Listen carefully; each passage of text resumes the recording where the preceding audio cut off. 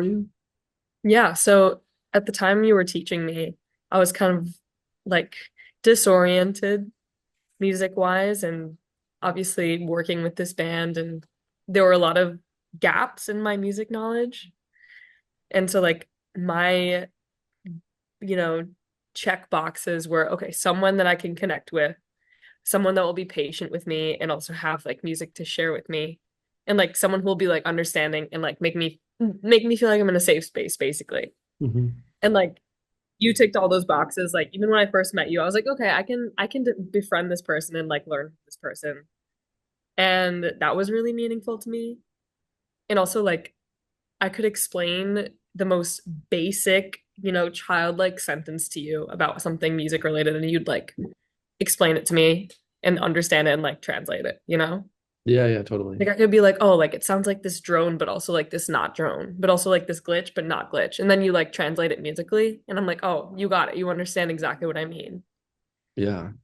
Yeah. And you also like, I was really drawn to look, the literature as well that I saw on display was just super like, okay, I know what Oh, this like person's learning. in my old apartment, like all the books and stuff. Yes, Oh yeah. yes. Okay, Like cool. I Yeah. Wow, that's saw good to I hear. saw the background, your inspiration, the Yeah, education. You're just a very informed person. that's good And to I'm like, hear. I'm very selective. I'm very selective. Like it was a very expansive experience and it was nice to share that with you.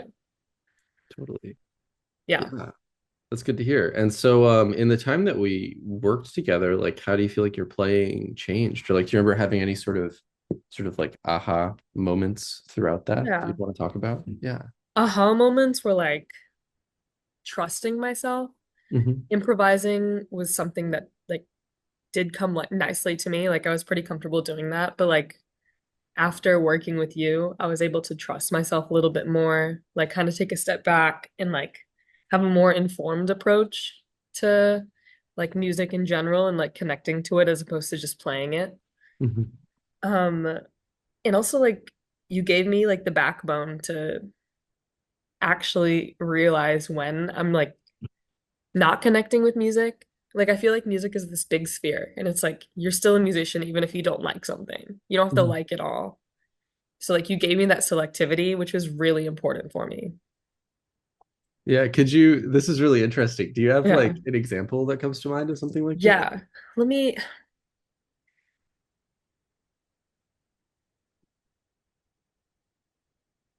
Well, while you think, I can just say that part of why this is really interesting is that like, yeah.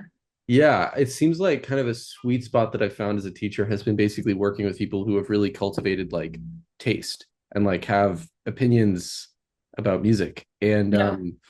And more and more there are people who like are wary of just like guitar teachers Yeah. who are like, use the minor pentatonic to like play like Eric Clapton or something like that. And that's No. like, and that's fine for some people, but that's like not my thing. And that's not the type of people that I tend to work with. And Yeah. so an interesting thing in early stages of talking to prospective students tends to be kind of feeling out the vibe a little bit and just like being able to sort of communicate that like I know things about music and like I know what's up. And even though right now maybe I am presenting as like a pretty bohemian person and maybe I'm not. Like I feel like I look pretty normal right now, other than maybe the glasses and the hair, like, but like it's like, yeah, like low key, like I know about I don't know, like I get when people have, opinions about things that Yeah. are specific and personal. So Absolutely. Well, that's another thing. Like I met you and I was like, I'm not someone who's gonna be playing the minor pentatonic scale, playing Eric Clapton, Mark Knopfler. You know what? Shout out. Like that's definitely kind of music that I won't be playing. yeah. Like we love the Les Paul white man guitarists. Like great. They can shred. But it's like it's not about shredding to me anymore. Like I used to be Yeah. like, oh, if I can like play really fast, that's what's considered a good guitarist. Mm. No. Like I'm listening to new music. Like you showed me like I actually think you started like my pathway to ambient. Oh, Like you cool. showed me like Eliane Radigue and I started listening to her and then I got onto more like drone based like industrial music, like local bands in my like the Australian music scene, like Bin Liquor, like Hiroshi Yoshimura, Alva Oh yeah. Noto. Totally. Yeah, yeah. Like I don't know, I just remember going to like honeymoon coffee roasters after one of our like sessions and I saw this record and I was just inspired to listen to it. Like you had me, using I was like sensory. Like I'm using my senses. I'm like I'm gonna listen to something because I see it and it looks interesting. Yeah, that's It's just yeah. like I guess it comes with like trusting myself. Like I'm like if I trust myself, then I'll have more of like selectivity with music. Yeah, totally. Yeah, so related to all of this, I'd love to hear like how things have kind of worked since we've worked together and you've kind of like moved on in the world and done stuff. Like are there things that you got from working together that you feel have like helped you out in the things you've done since? Definitely. Sorry, there's a cat and it might come into the frame. Oh yeah, it's all good. Um, I think technologically, like you've inspired me to move through the music world that way, as opposed to like I love real instruments and they're important, but knowing production is also important. Like yeah, you can play an instrument, but the execution is important, just as important. Like seeing you work with like wave oscillators and just like being curious and you being so like welcoming to my entry level knowledge of whatever platform you were using that I can't remember the name of. Oh yeah, was it like Reaper? Yeah, Okay, yeah. yeah. Was this like when I was finishing Torso You were or finishing torso, yeah. okay, yeah, yeah, cool. Yeah.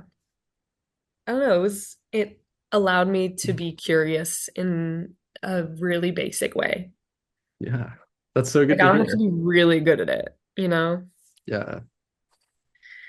Like yeah, I don't know, like the music scene can be like that sometimes.